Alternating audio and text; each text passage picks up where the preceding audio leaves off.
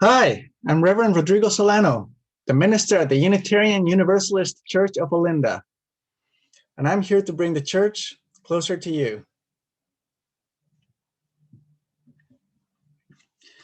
In the internet chat forum Reddit, where users often post questions to each other, someone posted the question, what word or phrase did you totally misunderstand as a child? A Reddit user, going by the username Lard Baron, shared a childhood story from their time as a 12-year-old, admitting that when their father shared the quote, "Knowledge is power," Francis Bacon, they heard it as knowledge is power.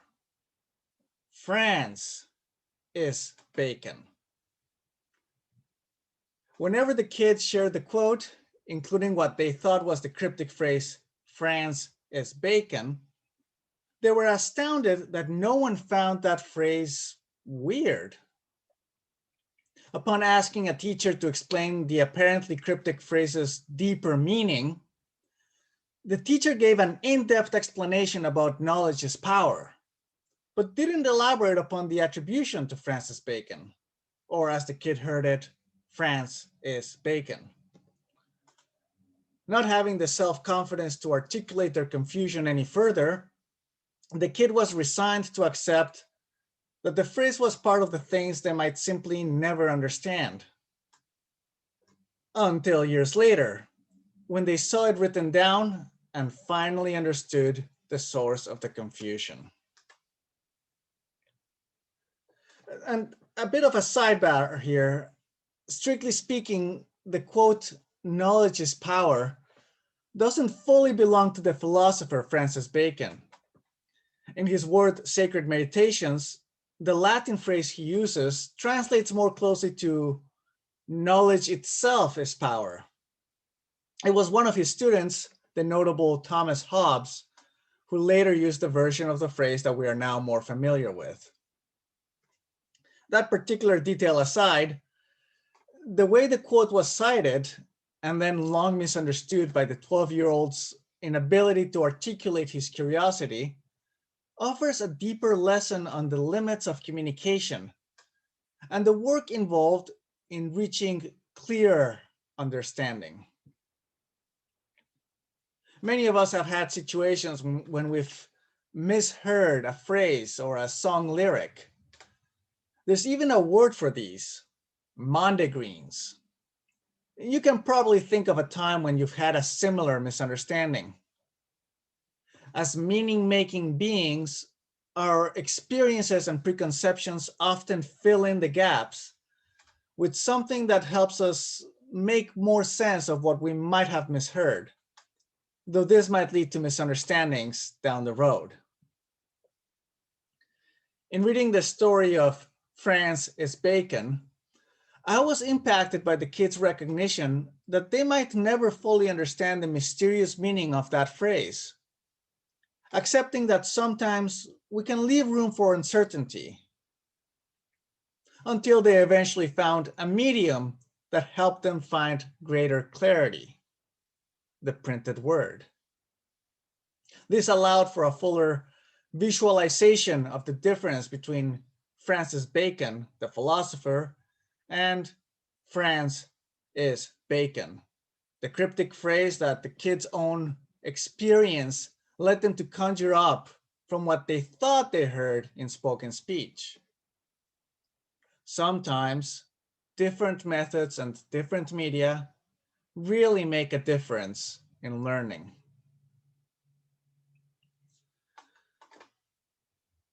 This coming month, we'll be looking at a number of deeper themes.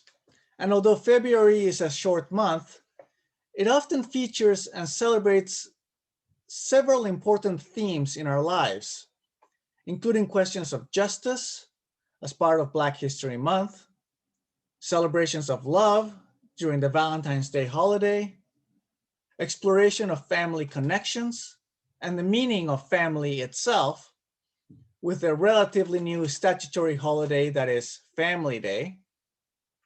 And it's also the month in which fellow Unitarian Universalist communities consider our shared faith nationwide, with some guidance from the Canadian Unitarian Council.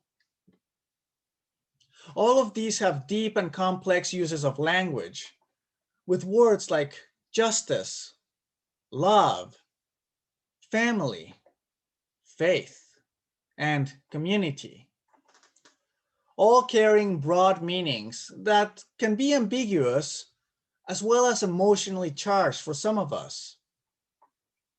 These meanings are often informed by our own experiences and preconceptions, and we might not always feel that we have the best use of language to engage in these conversations. Language itself can be complex and nuanced, with many opportunities for expression. And a quick word of caution, my friends, when we have questions about deep and complicated matters, like racial justice, religion, love, family, and we happen to lack what feels like adequate language, there can be a tension between venturing into our learning edges and remaining respectful. Some level of stumbling is inevitable. This is part of the learning process. It is also important to remember that in the process of stumbling, people might get hurt, even if unintentionally. It is because of this that a fair level of contemplation continues to be important in exploring the depths of knowledge, to minimize the potential for unintentional harm. My friends, as I have said before, one of the safest ways to pursue curiosity is to first listen intently and welcome offerings of knowledge whenever they are being freely given. Then contemplate the meanings we gather thoughtfully and to get a better sense of what meanings and wisdom we still struggle with. And when an appropriate opportunity arises, we may continue our queries in a spirit of humility and respect. Sometimes the people we query are not in a place where they can answer our questions, and this calls for respect as well.